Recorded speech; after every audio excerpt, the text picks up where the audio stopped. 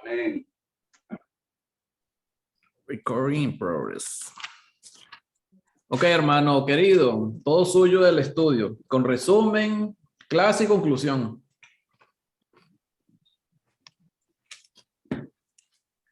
Bueno, amén. Lo bueno de que el estudio es participativo y de ser moderador es que, bueno, uno es moderador, modera las explicaciones, los comentarios, las ideas, las preguntas. Y bueno, esa es una bendición, hermano querido.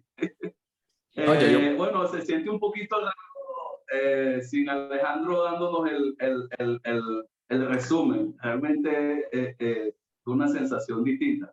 Pero bueno, estamos aquí, gracias a Dios, con la intención de seguir aprendiendo y seguir conociendo más del Señor, de la voluntad del Señor para con nosotros, ¿verdad? Y como hemos tratado siempre de hacer en esta clase de los reyes, en estos libros históricos, pues aprender de Dios, porque el protagonista en todos estos acontecimientos es Dios, quien siempre quiere enseñarnos, quien siempre quiere mostrarnos su carácter, quien quiere siempre darnos esperanza y ejemplo también para nosotros. En este caso, estudiando los reyes de la Biblia y ya pues viendo al rey David en una situación bastante complicada, ¿verdad? Por decirlo de alguna manera, o crítica en su reinado.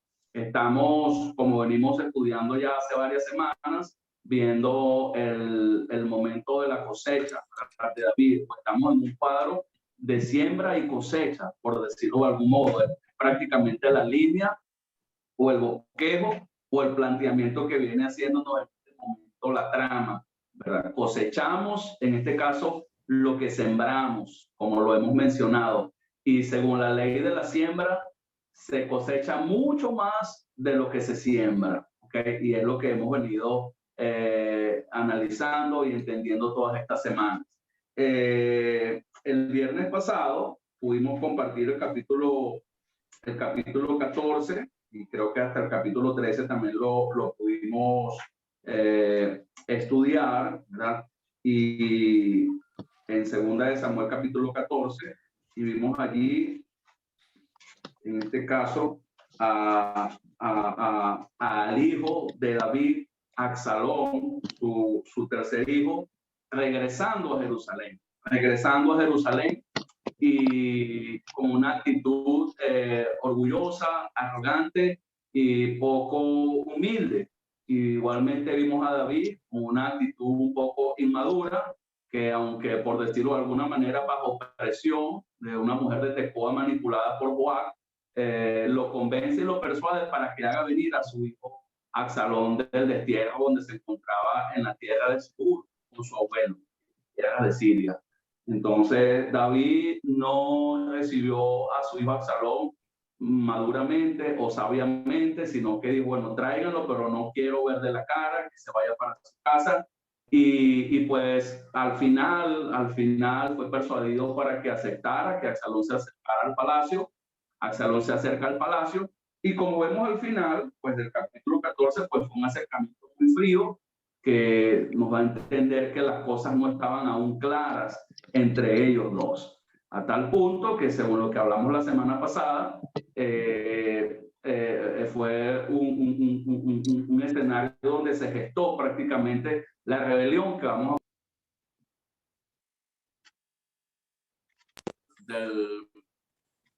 del capítulo 15. ¿Okay? Entonces, vamos a pedirle a algún hermano o alguna hermana antes de hacer la lectura, ¿verdad?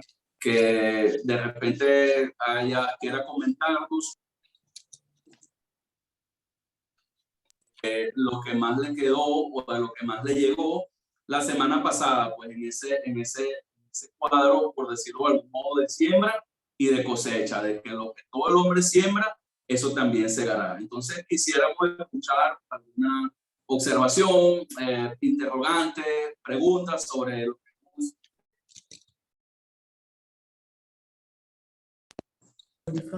Creo que la hermana Alex quería decir algo. Mis amados hermanos, del capítulo 14, donde También vimos a la mujer de Tecoa intercediendo para que David perdonara a Absalón. También yo particularmente yo dije que pues esto nos anima a que nosotros tenemos que ser también intercesores sobre relaciones rotas. A veces, muchas veces en nuestra familia hay hermanos de sangre que no se hablan con otro hermano de sangre, entre la familia o entre primos, entre tíos. Y esto también nos ayuda pues a que ser intercesores entre esas relaciones para que esas relaciones mejoren entre hermanos. Nosotros no sabemos cuándo vamos a partir de este mundo y entonces tenemos que aprovechar el tiempo que tenemos en esta tierra, en esta carpa, para disfrutar de los afectos, para abrazar, para hablar, para compartir.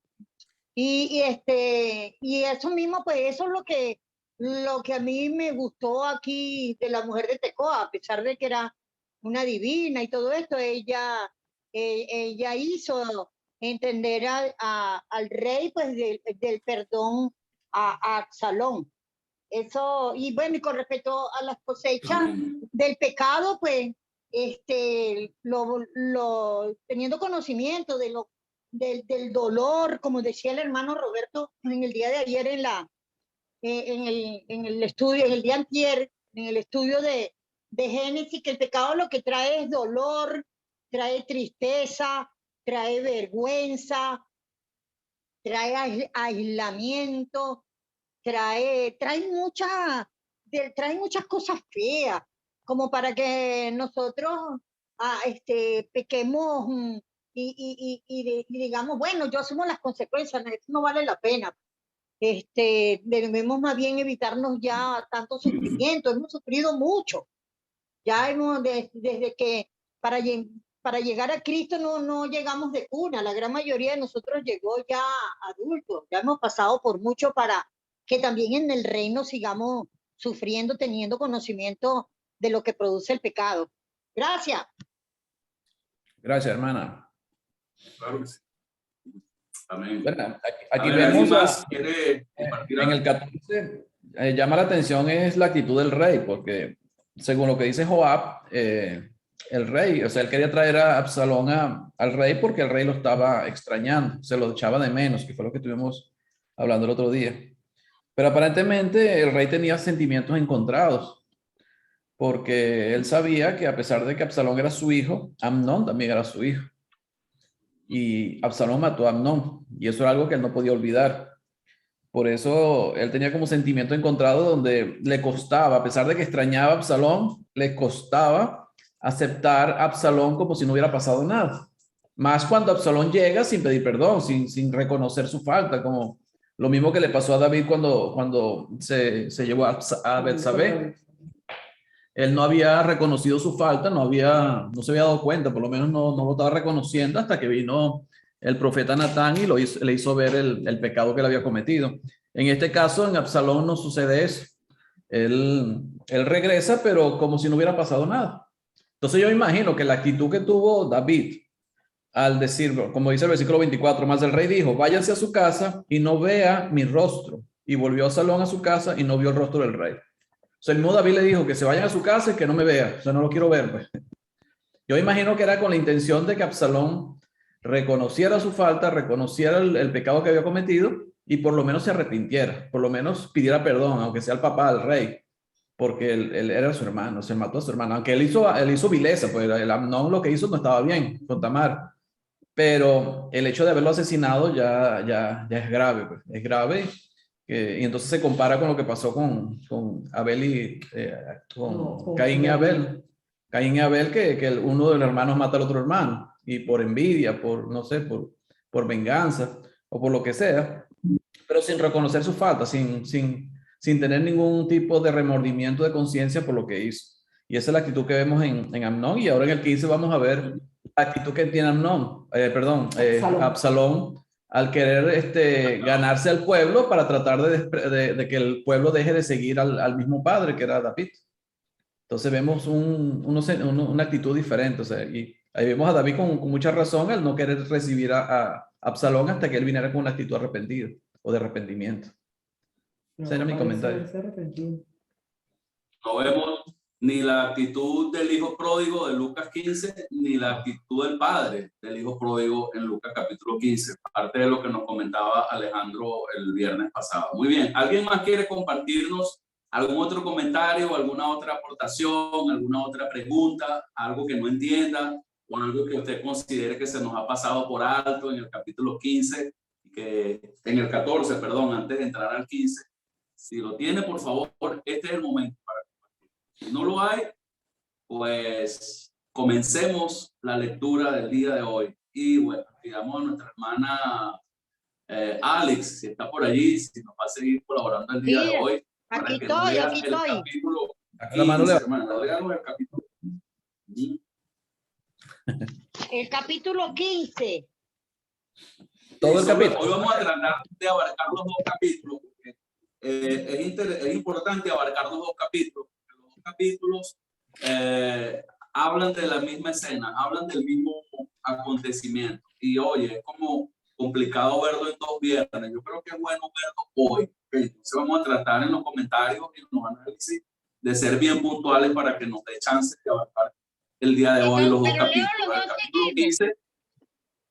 No, solo el 15, hermano, solo el 15. Solo el 15. Okay. Comentamos el 15, que habla de la rebelión de Absalón, y luego comentamos el capítulo 16, que es parte de la huida, el terminar de la huida.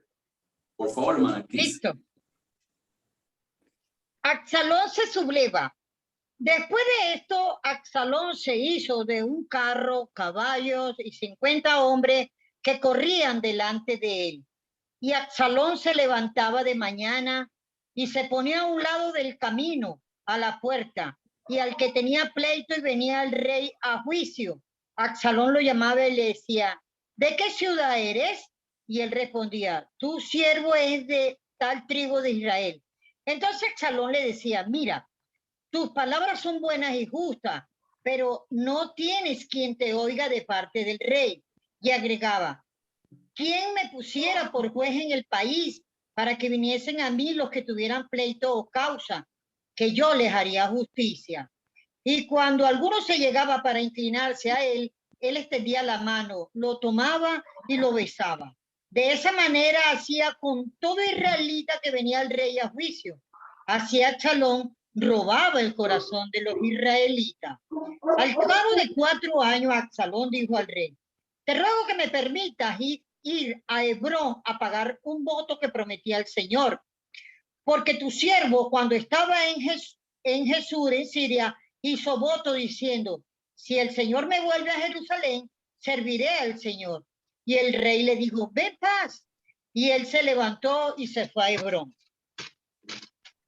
Entonces Absalón envió mensajeros por todas las tribus de Israel que dijeran, oigan, cuando oigan el sonido de la trompeta diréis, Absalón reina en Hebrón. Y fueron con Absalón 200 hombres de Jerusalén, convidados por él, que iban en su sencillez sin saber nada. Mientras Absalón ofrecía su sacrificio, llamó a Ahitofel, Gilonita, consejero de David, de Giló, su ciudad. Y la conspiración vino a ser grande, pues iba aumentando el pueblo con Absalón. Un mensajero avisó a David, el corazón de todo Israel se va tras Absalón. Entonces David dijo a todos sus servidores que estaban con él en Jerusalén, huyamos ahora mismo o no podremos escapar ante Absalón. Daos prisa a partir, no sea que se apresure y nos alcance y arroje el mal sobre nosotros y era la ciudad a filo de espada. Los servidores del rey dijeron, tus siervos están prestos a todo lo que nuestro señor el rey decida. El rey entonces salió con toda su familia en pos de él y el rey dejó 10 esposas concubinas para que guardasen la casa. Salió pues el rey con todo el pueblo que lo seguía y se detuvieron en un lugar distante. Y todos sus siervos iban a su lado, con todos los cereteos y peleteos y todos los heteos. 600 hombres que habían venido con él desde Gat iban delante del rey. El rey dijo a Itai Geteo, ¿Para qué venís tú también con nosotros? Vuelve y quédate con el rey, porque tú eres extranjero y desterrado también de tu lugar. Ayer viniste y he de obligarte hoy a mudar de lugar para que vengas con nosotros. Yo iré como pueda, pero tú vuelve y haz volver a tus hermanos y que el amor y la fidelidad de Dios sean contigo. Respondió Itai al rey. Vive Dios y vive mi señor el rey, que para muerte o para vida, donde mi señor el rey esté, allí estará también tu siervo. Entonces dijo a Itai, ven pues y pasa. Y pasó Itai Geteo con todos sus hombres y su familia. Y todos los del lugar lloraron en alta voz mientras la gente pasaba. El rey también pasó el torrente Cedrón y todo el pueblo pasó el camino que va al desierto. También iba Sadot y los levitas que llevaban el arca del pacto de Dios y asentaron el arca del pacto después que el pueblo acabó de salir de la ciudad. Subió Abiatar. Pero el rey dijo a Sadok, vuelve al arca del pacto a la ciudad. Si yo hallo gracia en los ojos del Señor, él me traerá de vuelta y me permitirá ver otra vez el arca y el santuario. Pero si él dijera, no me agrada, aquí estoy, haga de mí lo que bien le parezca. Además el rey dijo al sacerdote Sadok, ¿no eres tú el vidente? Tú y Abiatar, volvé a la ciudad con vuestros dos hijos, Ahimás, tu hijo, y Jonathan, hijo de Abiatar. Yo me detendré en los campos del desierto hasta que venga noticia de nosotros que me dé aviso. Entonces Sadoc y Abiatar volvieron al el arca de Dios a Jerusalén y se quedaron allí. Terminé. Te falta el 30 en adelante. Ah, sí, hermana, perdón. David subió llorando la cuesta de los olivos con la cabeza cubierta y descalzo. Y todo el pueblo que tenía consigo, cada uno cubrió su cabeza y subió llorando. Avisaron a David que Ahitofel estaba entre los que conspiraron con Absalón. Entonces dijo David, entorpece, Señor, el consejo de Ahitofel.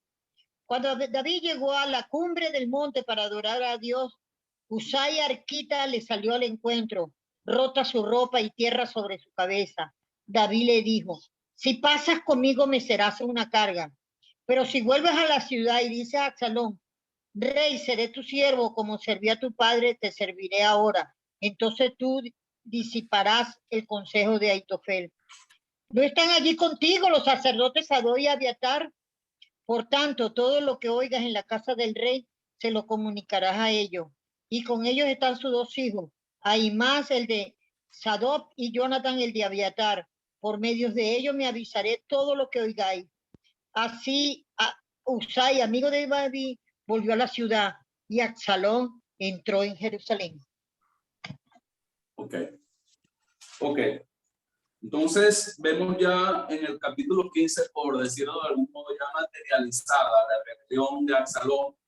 Y como dice la parte final del versículo 37, Absalón termina ya entrando a Jerusalén y David comienza su huida triste y penosa. Y quisiera pues preguntar, como siempre, pues, casi siempre lo hacemos al inicio de las lecturas, ¿qué es lo primero que perciben o qué es lo primero que llega a su mente y a sus corazones al ver esta escena, al ver la manera como nos muestran los primeros versículos, la manera como trabajó Absalón, la manera cómo gestó todo, qué perciben de eso y qué perciben luego después en la huida de David? Me gustaría escucharles y oír en este aspecto. Con toda confianza. Sin miedo. Sin miedo, sí, señor. Sí.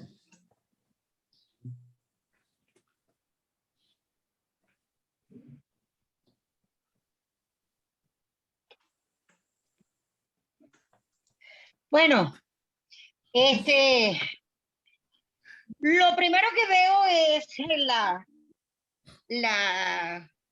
cómo Absalón pareciera que ya tenía un plan engendrado para cuando estuviera con el rey, porque él empezó adular a los israelitas, a besarlos, a abrazarlos, a hacerse condescendiente con ellos, a ganárselo, pues, a ganárselo para que posteriormente lo siguieran, pues. Él ya tenía, él dedicó tiempo en este asunto de ir preparando el terreno para lo que él buscaba, que era quitar del reinado a David. Pues entonces vemos un Absalón que en todo momento, así como no tuvo el arrepentimiento con el hermano, pues aquí lo vemos con alevosía, de manera oculta, preparando todo para perjudicar a su padre, pues. Sí, ¿no? Y pues sí, vemos en los primeros versículos, hermanos, a un Absalón intentando robar el corazón del pueblo, ¿verdad? Y es lo que dice la parte final del versículo 6, y yo lo tengo subrayado, ¿okay? Porque más poderosamente eso, porque básicamente en eso consistió su estrategia inicial, ¿okay? Para, en este caso, usurpar el trono de su padre. Primeramente, hacer un trabajo, por decirlo de algún modo, lento, constante, inteligente, ¿verdad? Recordemos que Absalón venía lleno de sentimientos. Absalón era un hijo rebelde, renuente, resentido con su padre, por lo que veníamos estudiando desde la semana pasada, y pues comenzó a materializar un plan, un golpe de estado, como lo decimos nosotros aquí, de este lado del mundo. Entonces, fíjense lo que dice el versículo 1, se hizo de hombres, de caballos y carros, que cosas que solamente lo hacía el rey. De ahí, de alguna manera, él estaba como comenzando a usurpar. Y fíjense que Absalón, en el versículo 2, dice muchas cosas. En el versículo 2 está condensado gran parte de su plan estratégico. Fíjense, Absalón trabajó duro. Dice que se levantó de mañana, o sea, de mañana, desde temprano en el día, Absalón empezaba a trabajar, ¿okay? Y supo posicionarse, ¿okay? Porque en este caso lo hacía a un lado, junto al camino de la puerta, o sea, él se paraba en los lugares donde sabía que la gente iba a pasar para acercarse a él, para hacer tratar los asuntos, ¿verdad? Él sabía en dónde se iba a ubicar, ¿verdad? Sabía en dónde se iba a ubicar. Buscó personas atribuladas, ¿verdad? Buscó personas que tenían problemas, por lo que dice cualquiera que tenía pleito, dice y venía el rey a juicio, ¿okay? Entonces, fíjense que también Absalón sabía interesarse por las personas, por la pregunta que le hacía, ¿de qué ciudad eres? ¿De dónde eres? O sea, mostrando como interés en ellas, y mostraba como compasión en ellas, cuando las personas, cuando él decía, mira tus palabras que son buenas y justas, ahí mismo en el versículo siguiente, en el versículo 3. Y Absalón también fue muy sagaz porque nunca atacó a David directamente, o sea, supo hacer el trabajo. Absalón le dice, no tienes quien te oiga de parte del rey. Muy sagazmente Absalón trabajó en el versículo siguiente, y prácticamente dejaba a la persona más atribulada de lo que ya estaba, porque al final obviamente Absalón no le podía resolver el trabajo, usaba de lisonjas, le besaba las manos y se hacía pasar por justo, o sea, ¿quién me pusiera juez en la tierra, verdad? Para que viniesen a mí todos los que tienen pleito o negocios, que yo le haría justicia. Y eso es algo que Absalón hizo durante ¿cuánto tiempo, hermanos? ¿Qué dice el pasaje? Haciendo eso. ¿Qué dice el pasaje? ¿Cuánto tiempo? ¿Unas semanas? ¿Unos meses? ¿Cuánto tiempo? 4 años. 4 años. 4 años. 4 años seguidos, continuos. Quiere decir que no fue algo de un día para otro. O sea, Absalón se inclinaba a la gente, versículo 5, y dice el versículo 6, al final, así lo daba Absalón el corazón de Israel. O sea, él se ubicaba, él sabía dónde se tenía que ubicar. O sea, ya había algo, como dice Ali, en premeditación, y alevosía. O sea, el resentimiento de Absalón era grande, hermanos. Era un resentimiento hacia su padre tremendo, ¿ok? Y él fue muy, pero muy inteligente y hábil. Y pues no sé ustedes, hermanos, pero yo en lo particular, cuando veo a Absalón, aparte de ver el hijo rebelde, el hijo resentido de su padre, veo en él una especie de figura del diablo mismo, de Satanás mismo. Porque básicamente quien trabaja de esa manera, quien sabe ganar el corazón, quien quiere apartar el corazón de la humanidad de Cristo es el diablo. O sea, Absalón está tratando de apartar el corazón del pueblo de su rey. ¿Ok? Que en este caso David y a la vez su mismo padre. Y es prácticamente lo que Satanás busca hacer en nosotros. No estoy afirmando o asegurando que Absalón es una sombra del diablo, porque no me atrevo a hacer esa afirmación. Pero, wow, la comparación está allí bien latente y bien parecida en la manera como Satanás también se nos acerca, en la manera como Satanás también tiende trampas, sabe dónde nos va a esperar, sabe qué nos va a decir, sabe qué nos va a proponer, o sea, se va a mostrar interesado por nosotros, porque ya Dios o Cristo de repente no nos están atendiendo, no nos están prestando atención. O sea, Satanás sabe trabajar muy bien. Okay. Inevitablemente cuando estaba leyendo esto, fue lo primero que pensé en el modo de trabajo, en el modo operandi, por decirlo de algún modo, de Absalón, un modo operandi totalmente diabólico. Y no solamente es el hilo espiritual, también en las familias, en las iglesias, en los grupos, hay gente con actitudes semejantes a las de Absalón. Hay gente también con actitudes semejantes a las de Absalón, que obviamente son muy fáciles de identificar. Gente que quieren, que siempre están en contra, que siempre tienen algo que decir, que siempre se oponen, etcétera, etcétera, etcétera. Entonces, vemos a un Absalón gestando y trabajando de manera disciplinada, constante y permanente durante 4 años, por lo menos en los primeros versículos, ¿verdad? Del 1 al 7, 8 y 9, ¿verdad? Entonces, ya en el versículo 8 hasta el 7, básicamente, ya en el versículo 7, él le hace una propuesta a su padre. Y pues fue una propuesta después de todo el año trabajando. Le propone ir a Hebrón, supuestamente a cumplir unos votos que había hecho cuando se encontraba desterrado. ¿Se acuerdan? Cuando se encontraba desterrado en Jesús, con su abuelo, el papá de su mamá. Él dijo que había hecho una promesa a Dios en el versículo 8. Si Jehová me dice de volver a Jerusalén, yo serviré a Jehová. Yo necesito ir a Hebrón porque quiero cumplir esos votos allá.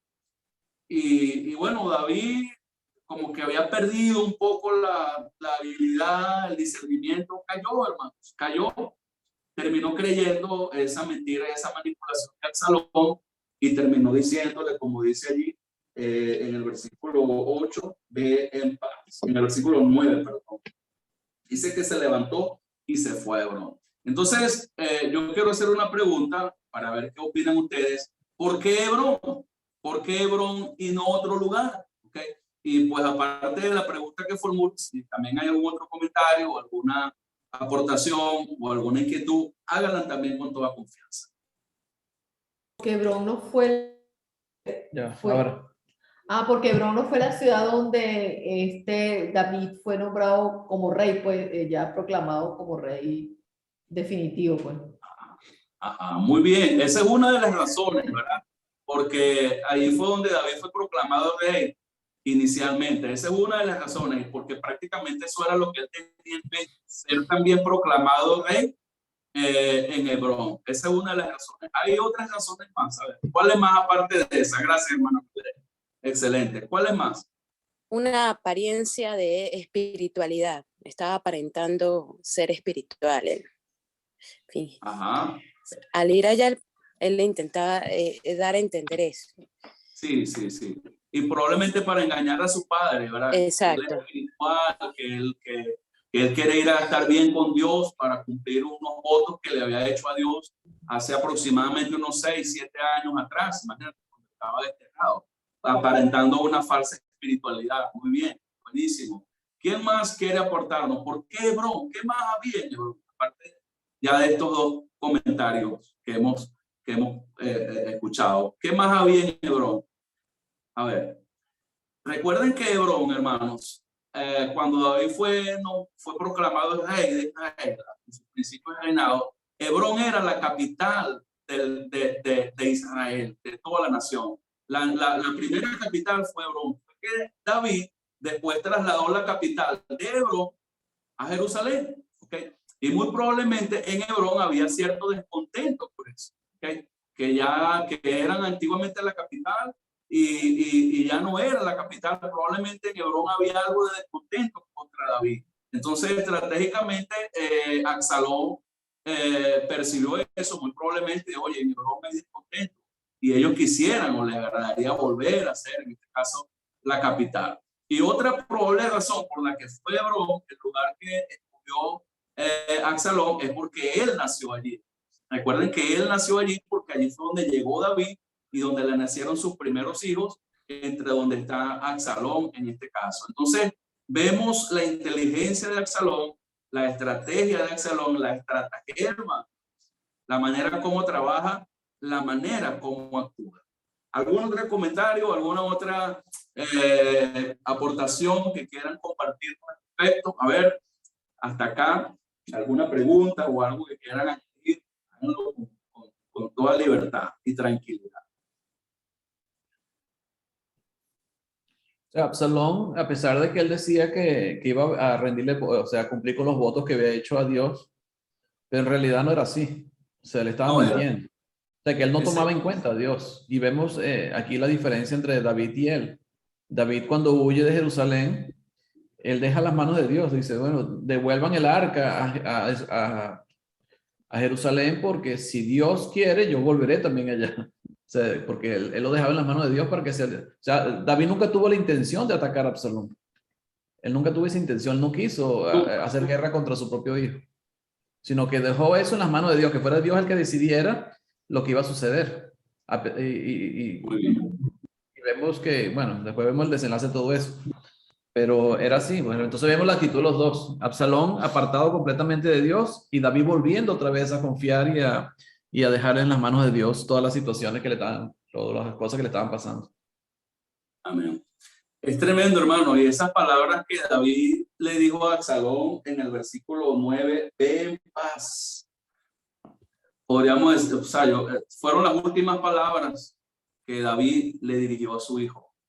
Después de allí, David nunca más se comunicó con Absalón. Y es bien irónico, porque en lo menos que se fue Absalón fue en paz. Lo menos que vino después de allí fue paz. Ni para David, ni para Absalón, ni para la ciudad. ¿Okay? Paradójicamente. ¿Okay? Entonces, es bien tremendo lo que estamos viendo y lo que estamos observando. Entonces, vemos cómo comienza a gestarse desde el versículo 10 su plan. ¿Okay? Envió mensajeros por todas las ciudades explicando cómo iba a ser la sublevación cuando escucharon las trompetas, que todos fueran a Hebrón a proclamar a él como rey. Y dice el versículo 11 que fueron con Absalón 200 hombres de Jerusalén, cuidados por él, los cuales iban en su sencillez sin saber nada. Muy probablemente gran parte, o por lo menos este número que menciona acá la escritura, de los que apoyaron a Absalón, no estaban al tanto de lo que realmente Absalón estaba tramando. Y bueno, no es mi idea meter la política, pero casi siempre los personajes cuando hacen estas cosas engañan a los soldados y a las tropas que les acompañan para sus intenciones y sus intereses. Prácticamente iban engañados, ¿okay? en este caso. ¿Okay? Entonces, dice el versículo 12 que mientras Absalón ofrecía un sacrificio, fíjense, él llama a alguien muy importante en el versículo 12, que es Ahitofel Gilonita, que era para muchos el consejero de más confianza de David. Imagínense cómo comienza a deformarse David. y su influencia, su fuerza, su lealtad. Prácticamente Ahitofel era el hombre, el consejero de más confianza, de más sabiduría de David, y este le traiciona cuando se une o se alía con Absalón, ¿okay? Y a tal punto, como dice el mismo versículo 12 en el que estamos, que la conspiración se hizo poderosa y aumentaba el pueblo que seguía a Absalón. O sea, fue bien turbulenta y fue bien grande el apoyo que Absalón consiguió, inclusive el apoyo de su consejero de más confianza. Pero gracias a Dios fue hasta allí, porque según lo que vamos a ver en el capítulo 15 y el 16, por lo menos la guardia real, gran parte del ejército y los hombres más fuertes y leales permanecieron, valga la redundancia, leales a David hasta el final, ¿okay? A pesar de esta traición tan dolorosa como fue la traición de Ahitofel, su principal consejero. ¿Algún comentario, alguna aportación, alguna pregunta? Hágala con confianza, alguna duda, algo que estemos olvidando, algo que estemos pasando por alto, que quiera usted traerlo para compartir. Puede hacerlo con toda confianza, ¿okay? Sin sentirse apenado ni nada. Hable con tranquilidad. Todos estamos aquí dispuestos a aprender. A ver, ¿quién quiere comentarnos? ¿Quién quiere aportarnos? Preguntar con confianza. Marlene quiere preguntar algo. Ok, amén. No es una pregunta, sino que no entiendo cómo Absalón tuvo 4 años manipulando al pueblo y el rey nunca se dio cuenta. Él estaba, o sea, como David estaba como en un momento de depresión, que no se dio cuenta porque él supuestamente estaba ahí cerca a las puertas digamos, el palacio y eso, y ahí manipulaba a la gente. El palacio. No sé, nadie le dijo nada. Es una cosa que uno se pregunta y las cosas malas cuando Satanás hace las cosas, bueno, de manera que todo queda encubierto y las cosas después que se descubren. Pero verdad que me llama la atención eso, me llama la atención profundamente, no sé. Un buen comentario. ¿Alguien quiere responder al comentario de Marlene? ¿Alguien tiene hermano, sí, hermano, pienso yo, buenas tardes, pienso yo que Absalón tenía buen convencimiento de palabras. O sea, se ganaba, ¿no? Inclusive a los consejeros de su mismo padre y también al pueblo, dice. No solamente quizás de palabras, sino también hasta de hechos, porque él dice que ofrecía ofrendas, dice así.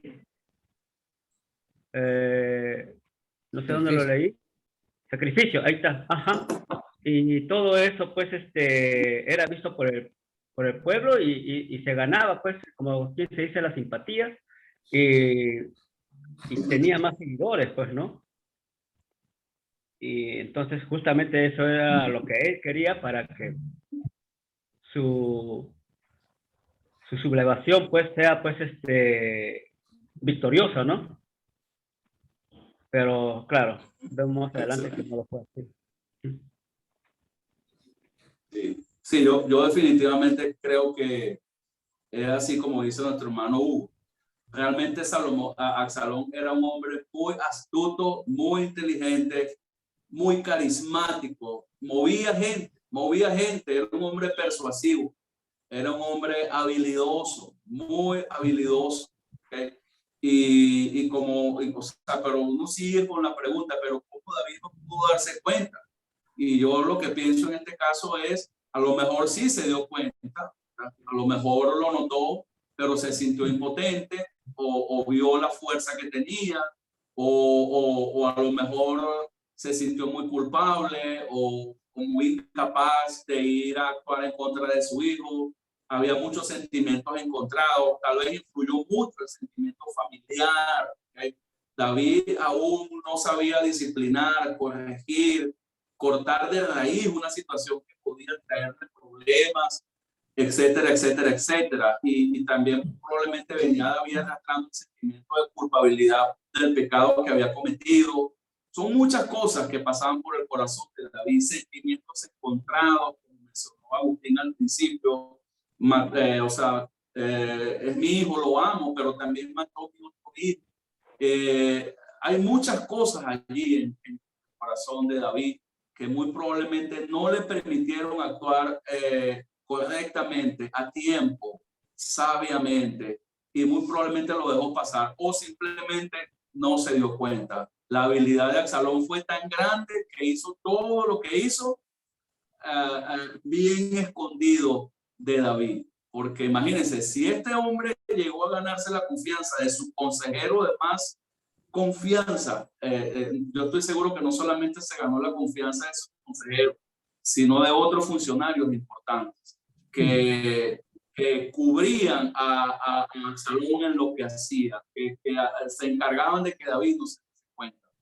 Muy probablemente. Simplemente estamos acá sacando conclusiones o haciendo hipótesis de lo que pudo haber pasado, de por qué David no se dio cuenta. Y bueno, como dice el apóstol Pablo, pues nunca debemos ignorar sus maquinaciones. El enemigo maquina, el enemigo trabaja y a veces no nos damos cuenta. Y bueno, a veces el enemigo sabemos que está trabajando, sabemos que está haciendo de las suyas y nos quedamos sin hacer nada. Así de sencillo, nos quedamos. Fíjate que Absalón, él simulaba estar bajo el dominio del rey. O sea, él simulaba de que él estaba sujeto al rey. Porque el hecho de que le haya pedido permiso para ir a Hebrón, o sea, ¿por qué no se fue? Ya no tenía a la gente a su favor. ¿Por qué no se fue sin pedirle permiso? Sino que él fue y pidió permiso para que el rey lo dejara. O sea, él quería siempre hacerse ante el rey como alguien que estaba sujeto al rey, que era su hijo, pues, para que el rey siguiera confiando en él. O sea, él se ganó hasta la confianza del mismo rey. Aparentar. Sí, así como engañó a todos, engañó también al rey. Sí, era muy hábil. Entonces, ya a partir del versículo 30, hermano, vemos a un David que se vio contra la espada y la pared, se vio perdido, se vio derrotado a partir del versículo 13, y cuando vino a darse cuenta y a abrir los ojos, ya no podía hacer nada. Ya lo único que podía hacer en este caso era huir, ¿ok? Y lo vemos huyendo ya desde el versículo 13, cuando el mensajero se le acerca dando la noticia de que el corazón de todo Israel se va tras Absalón. Imagínense el trabajo que había hecho Absalón. El corazón de todo el pueblo se había ido con él. Y dice David en el 14, levantémonos y huyamos. Ya no podemos hacer nada porque no podemos escapar delante de Absalón. Más bien apurémonos, ¿ok? No sea que apresurándose él, más bien nos alcance a nosotros y arroje el mal sobre nosotros y hiera la ciudad a filo de espada. David tenía miedo, David tenía temor, David tenía angustia, David tenía desesperación y algo muy importante, David también estaba preocupado por la paz en la ciudad. David decidió huir y no hacerle frente a Absalón, no solamente por ser su propio hijo. No quería ver sangre derramada en la ciudad de Jerusalén, como dice al final del versículo 14, para que no hiera la ciudad a filo de espada. Entonces vemos en el versículo 15 la lealtad de los funcionarios. Bueno, rey, lo que usted decida, para lo que usted diga, estaremos en este caso listos. En el versículo 15. En el versículo 16 se va con toda su familia. ¿Verdad? Toda su familia huye, a excepción de las 10 concubinas que deja cuidando la casa. ¿Okay? Y hay que prestar atención a eso, porque en el 16 vamos a ver qué pasó con esas concubinas que quedaron guardando la casa real mientras David huía. ¿Okay? Versículo 17 dice que había buena parte también del pueblo que seguía a David, ¿okay? Y se detuvieron en este caso en un lugar distante. Vemos ya en el versículo 18 en adelante algunos extranjeros a los que David prácticamente les recomienda que no lo acompañen. Había, como dice allí, cereteos, peleteos y geteos, gente desterrada de otros pueblos, de otras naciones, que a pesar de ver a David huyendo, querían seguir con él. Y David les dice, oye, pero imagínense, ustedes son desterrados, Van a ser más desterrados ahora que andan conmigo. La lealtad de ellos fue impresionante, pues, siguiente, ¿verdad? Con la respuesta que le dan. En este caso, Itaí en el versículo 21, cuando le dice, vive Dios y vive mi Señor el Rey, para muerte o para vida, donde mi Señor el Rey estuviese, allí estará también tu siervo. Qué bonito, ¿verdad? Eso me recuerda las palabras de Ruth y de Noemí, y ahí prácticamente las mitades de lealtad, de amor, de lealtad. ¿Y qué vemos allí? ¿Qué trasfondo espiritual vemos allí en esa escena y en esa muestra de lealtad de parte de extranjeros hacia David el rey? Pregunto. Y agüita, por favor. Bueno, ahí hay cuando Jesús habla de que, lo que estábamos comentando el miércoles, de que Jesús habla de que Él es el pan que descendió del cielo, que la verdadera comida es su cuerpo y la verdadera bebida es su sangre, que el que no coma su carne, no beba su sangre, no puede ver el reino de Dios. Que la gente se espantó cuando vio eso, o sea, y muchos lo rechazaron y muchos se fueron, y los discípulos, él le pregunta si quieren, o sea, le dicen, es dura palabra, es esa que acabas de decir, y él le pregunta, ¿si quieren ir ustedes también? Le dice, ¿a quién iremos? Tú tienes palabra de vida. O sea, ellos se quedaron fieles a Jesús, quedaron ahí a pesar de que no entendían lo que le estaba diciendo, no comprendían. Entonces, fueron leales, pues, a Jesús ahí, los apóstoles. Fueron los únicos que quedaron. Yo también veo esta misma figura de lealtad. Aquí vemos a David como rey, figura de Cristo, y vemos a estos extranjeros desterrados, prácticamente siendo leales a David. Así como dice, hermano querido, ¿para dónde va? ¿Para dónde más vamos a ir? Te vamos a continuar siguiendo. Morimos contigo hasta la muerte. En pocas palabras fue lo que le dijeron ellos a David en lealtad. Y nuestra lealtad a nuestro Rey y a nuestro Señor Jesucristo, hermanos amados, debe ser semejante a esta, semejante a la lealtad de Pedro en el Evangelio de Juan capítulo 6, está comentando ahorita nuestro hermano Agustín, ¿verdad? Tú tienes palabra de vida eterna. Jesucristo es nuestro Rey, somos sus súbditos y no seremos del pueblo, ¿verdad? Que su corazón se aparta de él. El diablo, Satanás, está trabajando tremendamente en robar nuestro corazón, hermanos. Está trabajando astutamente, diligentemente, inteligentemente, usando estratagemas para apartar nuestro corazón del Rey. Gloria a Dios por aquellas personas que no se dejaron engañar por Absalón y se mantuvieron leales al rey David. Amén. Entonces, aquí hay un trasfondo espiritual para cada uno de nosotros en el aprendizaje y en nuestra lealtad y en nuestra fidelidad a Jesús. ¿Algún comentario, alguna idea antes de seguir con el desarrollo?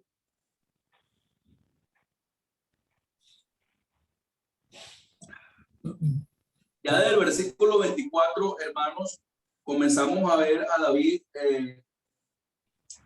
mostrando sabiduría, mostrando estrategia y mostrando experiencia, por supuesto, porque recuérdense que no es la primera vez que a David le toca huir al desierto como fugitivo. Recuerden que pasamos una buena parte de la vida de David estudiando sobre ese largo periodo de casi 2 décadas en donde él fue fugitivo, que gracias a Dios en esta ocasión fue por tantos años, pero básicamente fue lo mismo, ¿verdad? David no le tomó por sorpresa esto de tener que huir a la clandestinidad o a la fugitividad, que le correspondió nuevamente huir. Solo Dios sabe si iba con más tristeza, con más angustia y más agonía que la vez que tuvo que huir de Saúl al desierto. Probablemente aquí iba sufriendo más, aquí iba más adolorido, porque ya había sido rey, era su propio hijo y estaba siendo disciplinado por Dios. Pero a pesar de eso, hermanos, David comienza a mostrar en el versículo 24 algo de juicio, algo de sabiduría y algo de estrategia, especialmente cuando le pide a los 2 sacerdotes que no continúen, que no le siguieran, que se quedaran en Jerusalén o que regresaran, mejor dicho, porque ya le habían acompañado a cierta parte del camino, pero David les dice que te regresen, ¿ok? Y las razones por las que David les pide que regresen, pues no solamente muestran habilidad de David, estrategia de David, la presencia de los sacerdotes allá en Jerusalén, eran convenientes para David poder estar informado de lo que tramase, en este caso Absalón, sino que también David de alguna manera u otra estaba mostrando como aceptación de lo que Dios estaba haciendo por medio de él, especialmente cuando dice, bueno, por si Dios me permita volver, quédense allá en Jerusalén, dejen el arca allá, como dice el versículo 25, vuelvan el arca de Dios a la ciudad. Si yo hallare gracia ante los ojos de Jehová, él hará que vuelva y me dejará verla y a su tabernáculo. Esas son palabras humildes de parte de David. Pues David está consciente que está recibiendo disciplina y lo más conveniente es que ustedes estén allá. Y si Dios permite que yo vea el arca nuevamente y la santa ciudad nuevamente, pues Él me permitirá volver allá. Ahí estamos viendo de parte de Él humildad. Y no solo eso, bueno, por lo menos lo veo yo de esta manera, ¿verdad? El hecho de que David decida irse sin el arca y sin los sacerdotes, claro, como yo lo entiendo, está mostrando que David no necesita el arca. O sea, David está confiando en Dios directamente. David está dependiendo de Dios directamente. Es por lo menos la manera como yo lo veo.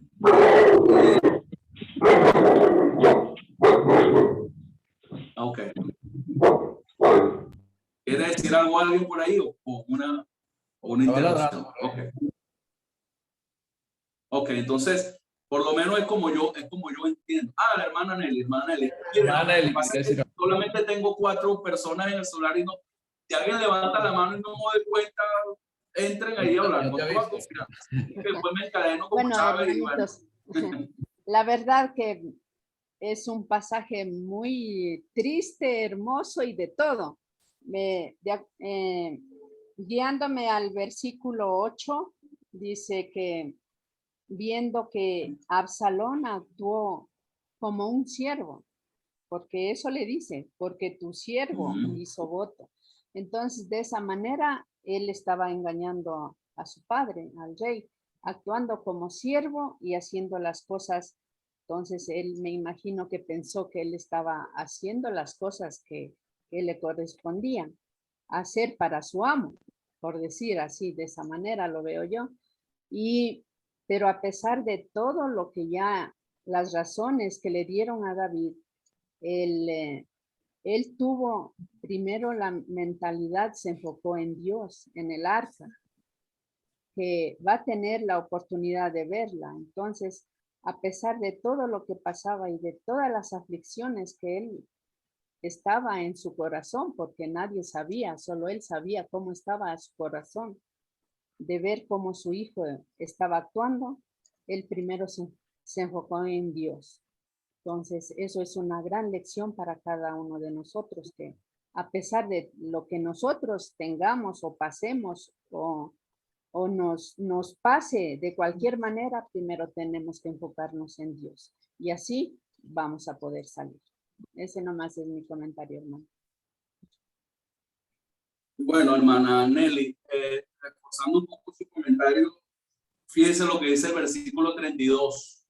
Claro, nos estamos adelantando un poquito más, pero fíjense que cuando él llega a la cumbre del Monte de los Olivos, ya cuando está en la parte de arriba, fíjense qué propósito llevaba, qué intención llevaba David. David, como dice usted, en medio de la tribulación, en medio de la persecución, en medio de la angustia, quería adorar a Dios, quería glorificar a Dios, a pesar de todo. Claro, ahí le sale al encuentro, probablemente durante su tiempo de adoración a Dios o después de su adoración a Dios, no lo sabemos, le sale al encuentro un personaje de gran importancia, que era su arquero Usaí. Bueno, o sea, probablemente el mejor de los arqueros.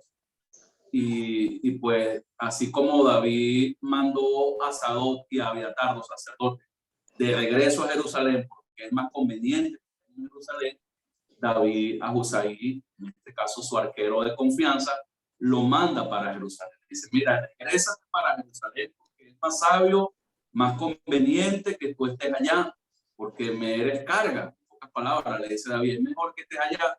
Allá eres más útil para el reino, ¿verdad? Porque cuando Abiatar y Sadoc se enteren de cosas de Sadoc, pues ellos te la van a hacer saber a través de ti y tú me las vas a venir a comentar. Quiere decir que vemos a un David en medio del sufrimiento, de toda la adversidad, que estaba pensando estratégicamente, con sabiduría y con experiencia, ¿okay? A pesar de todas las cosas. Algo totalmente opuesto a Absalón, porque Absalón, según lo que vamos a ver en el capítulo 16, no tenía un plan, o sea, o no sabía qué hacer una vez que tomara la ciudad. No estaba seguro de qué hacer, al punto de que lo primero que hace cuando entran a la ciudad, o una de las primeras cosas cuando toman el poder, el control, es pedir el consejo de Ahitofel acerca de qué es lo que deben hacer. Probablemente Absalón no sabía qué le tocaba hacer. Entonces, David, lo vemos acá en el capítulo 16, en el capítulo 15, que muy probablemente se sintió dolorido por lo de Ahitofel, y él le hizo una petición a Dios en el versículo 31. En el versículo 31, David pide al final a Dios, entorpece ahora, oh Jehová, el consejo de Ahitofel, porque David sabía que los consejos de Ahitofel eran consejos de extrema sabiduría. Ahitofel era conocido por ser el mejor consejero de todos. Y era tanto así su ego, su orgullo, su fama, que más adelante, cuando su consejo es fallido o despreciado, se suicida. Se suicida, claro, pero eso viene mucho más adelante en el 17 y 18. Entonces David lo que le pide a Dios es, bueno, que el consejo de Ahitofel sea entorpecido. Y la persona que podía entorpecer ese consejo de Ahitofel era Husai, en este caso, con quien David se había topado cuando estaba adorando a Dios en el monte. Entonces David, en medio de todo lo que estaba pasando, estaba aún cuerdo, estaba aún lúcido, y seguramente por el hecho, como acaba de aportar nuestra hermana Nelly, por el hecho de que en medio de todo estaba centrado en Dios, estaba enfocado en Dios en este momento de gran persecución y de gran angustia. ¿Okay? ¿Alguna pregunta? Hermano, buenas tardes a todos. Hermano, en todo lo que he estado escuchando, aunque la semana pasada no he estado yo en las clases suyas, pero esta vez viendo todo lo que estaba pasando con David y su hijo Absalón, yo creo que el amor de padre creyó tal vez en el arrepentimiento de Absalón, ¿no? Pensando de que él podía cambiar su manera de ser, su manera de actuar. Entonces pienso, bueno, en mi entendimiento de que realmente el mal siempre tiene consecuencias. Desde el principio, desde que cometió David, la consecuencia fue todo esto, ¿no? Entonces, uno tiene que esperar siempre, después de haber actuado mal contra Dios, va a haber consecuencias, y va a haber consecuencias muy fatales. Entonces, pienso que todo esto son las consecuencias de lo que estaba pasando, porque David se arrepintió de corazón ante Dios, como vemos en el Salmo 51, pero Absalón no. La diferencia es eso, ¿no? Que Absalón no, en vez de arrepentirse, Absalón al contrario hizo mucho más mal. Entonces yo creo que todo esto la consecuencia va a ser también fuerte para Absalón, ¿no? La muerte de él. Claro. Amén, hermano, gracias. Claro que sí, hermana. Así es, hermanita Maruja. Básicamente esa es la línea o el pensamiento, o la línea de pensamiento que trae, cosechando lo que se sembró en este caso. Y bueno, a pesar de que no has estado, está bien ubicada, pues bien centrada, porque básicamente eso es lo que traemos, las consecuencias del pecado. Claro que sí. Y como comentaba, hermana, yo creo que me hiciste mención de algo importante, el amor del Padre. Y yo creo que eso era lo que estaba pasando con David. Había sentimientos encontrados, habían emociones, habían sentimientos familiares, vínculos, y eso cegó a David. Eso no le permitió a David actuar rectamente. Y de alguna manera u otra eso responde también un poquito a lo que mencionó Marlene, la pregunta de Marlene. ¿Cómo David pudo haber visto todo lo que estaba haciendo Absalón y no actuó? Probablemente los sentimientos del padre fueron responsables de eso. Una probabilidad solamente. Y a pesar de que David no le recibió con madurez cuando regresó del destierro con su abuelo, David amaba a su hijo, pero wow, tampoco le perdonaba el hecho de que hubiese matado a su hijo Amón, a su primogénito. Pero a pesar de eso, los sentimientos del padre siguieron más adelante, porque después cuando Joab y bueno, que David regresa a Jerusalén, siguen los sentimientos del padre cuando David le dice a Joab, mira, cuando vayan a perseguir a Absalón, manténganlo vivo, consérvenlo con vida. Pero Joab obviamente no fue obediente ahí, no fue leal a David. Joab no lo perdonó, Joab lo liquidó, porque sabía que David, si lo regresaba con vida, lo iba a seguir perdonando, le iba a seguir alcahueteando, etcétera, etcétera, etcétera. Entonces, a veces nosotros como padres o como esposos o como creyentes o siervos de Cristo tenemos que entender que los sentimientos familiares no son buenos, no nos ayudan, nos roban el juicio, nos entorpecen el juicio. Antes de ser familia, antes de ser esposo y esposa, antes de ser padres e hijos, antes de ser primos, tíos, abuelos, lo que sea, somos hermanos en Cristo, somos siervos de Cristo. El vínculo principal entre nosotros es el vínculo espiritual y después vienen los demás vínculos. De hecho, para que los demás vínculos funcionen, el vínculo de esposo y esposa, primero debe funcionar el vínculo de hermano en Cristo. Un buen matrimonio funciona cuando son buenos hermanos en Cristo. Una buena relación padre e hijo funciona cuando entienden que primero son hermanos en Cristo, tíos, primos, sobrinos, abuelos, nietos.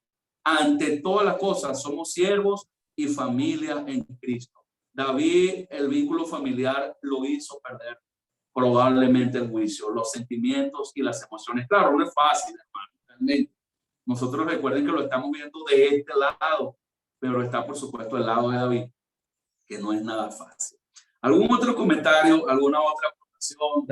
La hermana Lisbeth hizo un buen comentario importante en cuanto a Aitofel. No sé si ella lo quiere comentar o lo leo. ¿Qué prefiere, hermana? Léalo usted, Agustito. Ok, lo voy a colocar. Dice, en el caso de Aitofel, probablemente fue provocado por un sentimiento de daño personal y amargura debido a que David le hizo lo que David le hizo a su nieta Betsabé. Aparentemente, bueno, aparentemente no, es lo que dice la Biblia. En el versículo 3 del capítulo 11, dice que Betsabé era hija de Eliam, y Eliam era hijo de Aitofel. O sea que Betsabé era nieta de Aitofel. Wow, imagínate, no lo había, no me había percatado de este gran. Wow. Nunca lo había visto. Lisbeth fue la que lo consiguió, no sé. Wow. Yo tampoco me había dado cuenta de ese detalle. Wow, tremendo. Bueno, bienaventurada eres, Lisbeth, hija de Jonás, pues no te wow, no me había. Sí, es probable, claro que sí. Bueno, y es más de lo que venimos hablando, ¿verdad? El sentimiento de venganza por el vínculo familiar, y tiene mucho que ver, ¿verdad? Es probable. Y no solamente David estaba centrado en la parte familiar que lo estaba dando o robando el juicio, también probablemente Absalón estaba muy afectado por el vínculo familiar, por su hermana directa de padre y madre, Tamar, que había sido violada por su hermano Amón. O sea, ahí había mucha carne, hermano, pura carne, hermano, pura emoción, puro corazón, hermano. Ahí no había nada de espíritu, absolutamente nada de espíritu, puro conflicto, ¿verdad? Pura querella, puro problema humano. Y esto es un aprendizaje grande para nosotros que estamos en una era espiritual, que estamos en la gracia, que estamos en Cristo, en cómo sí debe prevalecer entre nosotros principal y primeramente el vínculo espiritual, ¿verdad? La falta de perdón, la falta de reconciliación, el no aclarar, el no dialogar, el no resolver los asuntos, el dejar pasar los asuntos, el no disciplinar a tiempo, etcétera, etcétera, etcétera, etcétera. Esto es una lección profunda y tremenda, ¿verdad? Para la familia, para los hogares, para los cabezas de hogares. Es una lección también para la iglesia, porque a veces dentro de las iglesias surgen muchos espíritus de Absalón, de estar al lado, esperando a aquellos que se quejan, que adolecen del liderazgo dentro de las iglesias o que resienten de los que sirven o de los que vienen a la iglesia. Esto surge mucho, el espíritu de división dentro de la iglesia, y debemos también obviamente tener mucho cuidado. Entonces, si hay algún otro comentario. Sí, a mí me gustaría, bueno, todo el rato desde que empezamos a leer, también estuve pensando mucho en eso, en la actitud de David, y como usted decía, de no corregir a tiempo a sus hijos, porque, no sé, en la palabra dice que cuando Amón hizo lo que hizo con Tamar, David se enojó mucho, pero no aparece nada de corrección ni nada. Y yo creo que no lo corrigió porque por algo Absalón también tomó la venganza o la decisión de matar a su hermano por ese motivo. Entonces, estaba leyendo también acá y claro, el tema ese de que él no pudiera corregir, que no supo corregir a sus hijos, que a lo mejor también usted hablaba de su pecado con Betsabé, todo eso que él tenía encima, toda esa carga que él tenía encima, todo su pecado que le llevó, le trajo todas estas consecuencias con su hijo, que no, a lo mejor, claro, tampoco se sentía digno de corregirlos, o quizás que pasaba por su mente, como hablábamos, ¿cierto? Estaba también leyendo un comentario aquí en la misma Biblia de mi marido, que es muy buena. Tiene unos comentarios abajo. Y también estaba leyendo que Absalón pudo hacer todo eso porque David no tuvo, como que perdió credibilidad de su pueblo por el pecado que cometió y porque no sabía dirigir su casa. Claramente, como pudimos ver, él no sabía llevar a sus hijos, corregir a sus hijos y nada de eso. Entonces el pueblo perdió credibilidad en él y por eso también se adhirió tan rápido a Absalón. Le perdió el respeto. Y después más adelante también habla de que David aceptó, decía que también me llamó la atención de que subía llorando el cerro. Entonces David, con toda esa tristeza, con todo eso, como hablábamos mucho del pecado que cometió y todo, aceptó las consecuencias de sus actos y por eso él estaba tan triste. Y aquí también dice que aceptó humildemente la forma en que Dios lo trató y las consecuencias de su pecado que llevaron a su hijo Absalón a hacer lo que hizo, y la forma en que él, claro, decía, si Dios quiere, yo voy a volver a ver el arca, si Dios quiere, voy a volver a estar acá. Entonces, claro, él, después de haber cometido todo eso y de haberse dado cuenta a lo mejor que tocó fondo en cuanto a toda esta situación, aceptó nomás lo que Dios le fuera a dar.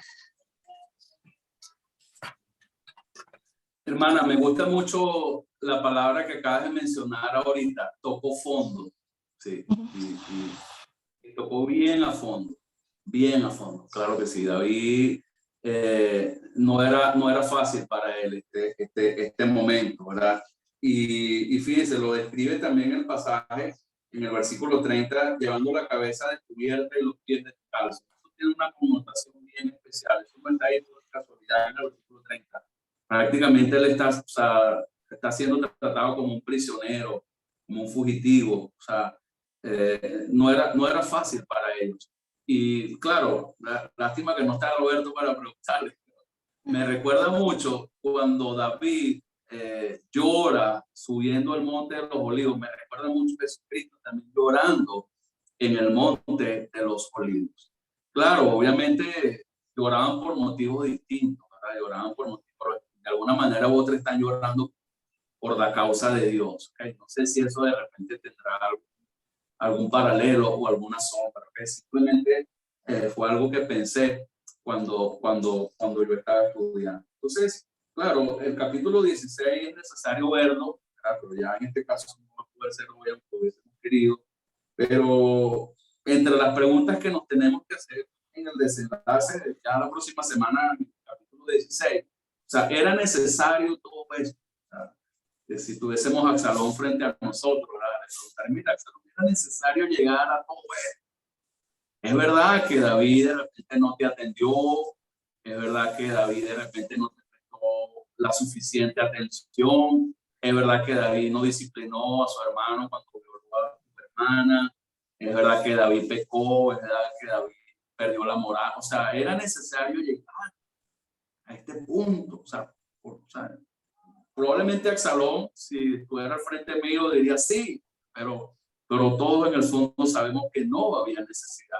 Y es para que más o menos nosotros nos demos cuenta todo lo que el resentimiento puede hacer, todo lo que la raíz de amargura, menciona Hebreos capítulo 12, que no hay en nosotros ninguna raíz de amargura, todo lo que una raíz de amargura, de resentimiento puede hacer, hermano, todo el daño, muchos sean contaminados, como dice allí Hebreos capítulo 12, es algo que nosotros debemos observar con cuidado, con cautela, primeramente pensando en nosotros, obviamente, en nosotros ser hombres limpios, transparentes, sin resentimientos, porque aunque no soy psicólogo ni tengo inclinaciones a la psicología, esas cosas, los traumas que de repente se traen de la infancia, de la juventud, la manera que tu padre te trató, etcétera, etcétera, etcétera. O sea, nosotros tenemos que revisar inclusive esa parte, si tenemos aún nuestros padres vivos o si ya nuestros padres fallecieron independientemente. O sea, nosotros tenemos que revisar eso, si no hay resentimiento, porque dicen los psicólogos, pues, y esa gente que los defectos del carácter en la gente tienen mucho que ver con eso, con la manera como se te crió, cómo se te educó. Es verdad, nosotros llegamos a Cristo y Cristo nos hace nacer de nuevo, todo queda atrás y aquí todas las cosas son hechas nuevas. Pero muchas veces, a pesar de eso, de la administración del nuevo nacimiento que tenemos en Cristo, ahora aún arrastramos ciertas conductas, o sea, ciertos resentimientos, ciertos malos hábitos, cosas que aún no hemos perdonado. Y esas cosas pueden hacernos mucho daño, sean que haya sido nuestros padres o algún familiar cercano, o algún compañero de trabajo, algún hermano de la iglesia, sea quien sea. Nosotros tenemos que revisar nuestros corazones y cuidarnos del resentimiento, porque lo que estamos viendo en Absalón es eso, hermano, el poder del resentimiento y de las raíces de amargura, ¿verdad? Tenemos que cuidar primeramente nuestros corazones, los corazones de las personas que están cerca de nosotros, los corazones de las personas a quienes servimos, ¿verdad? Nuestros hijos, detectar en nuestros hijos estas actitudes de Absalón. Mire, la gran mayoría de los hogares hoy en día están llenos de este ejemplo, ¿verdad? A pesar de que no son hogares, a pesar de que no son reyes desde el punto de vista físico, la mayoría de los hogares tienen este cuadro. Hijos que se han ido en rebeldía, hijos que se han sublevado, hijos que aún no han perdonado, relaciones fracturadas, rotas, deshechas, y en las iglesias también, relaciones deshechas. O sea, nosotros debemos trabajar para evitar estas cosas y procurar siempre un vínculo de armonía, un vínculo de perdón, un vínculo de reconciliación, un vínculo de unidad, un vínculo de transparencia. Recordemos que estamos en Cristo, hermano, y que las cosas viejas pasaron y aquí todas son hechas nuevas. Nosotros tenemos que ver esta historia bien de cerca. Tenemos que verla como un espejo, porque estos acontecimientos que están aquí en Saúl y en Salomón son espejos para nosotros. Son puestas allí para trabajar nuestro carácter, para revisarnos, para chequearnos y para mirarnos bien de cerca. Entonces, nosotros como padres tenemos que cuidar, ¿verdad?, nuestros hijos, que esto no pase. Tenemos que atender el hogar, tenemos que atender la iglesia, el rebaño, los hermanos. Hay trabajo que hacer, hay trabajo que hacer. Amén. Preguntas, dudas, comentarios, inquietudes. Roberto, bienvenido. Hermano Roberto va a dar el resumen. Amén. Acabo de llegar, no sé. Buenas tardes, hermanito Roberto. ¿Cómo está? Llegó para dar el resumen. El resumen, la conclusión de la clase. ¿Cómo es que dice Roberto? Bueno, La conclusión. No tengo la menor idea de dónde están. Lo quería saludar. amén, Roberto, amén. Dios te bendiga, vale. Qué bueno. Y la hermana Alice Yo está... ve que se Alice, tiene- Alice quería hacer un comentario, pero se salió, no sé se qué le salió, pasó. no sé. Hola, Robertito.